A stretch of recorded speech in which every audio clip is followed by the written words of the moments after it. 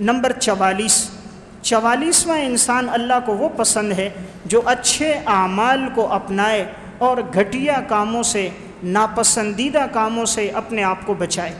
رسول اللہ صلی اللہ علیہ وسلم نے فرمایا ان اللہ یحب معالی الامور واشرافها ویکرہ سفاسفها، اللہ رب العزت کو پسند ہے اونچے اونچے اعمال اور اچھے اخلاق، اور اللہ کو ناپسند ہے گھٹیا اعمال۔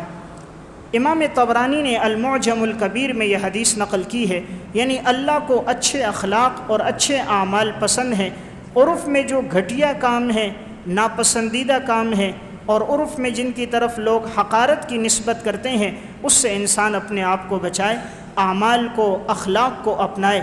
اچھے اخلاق اللہ رب العزت کو پسند ہیں۔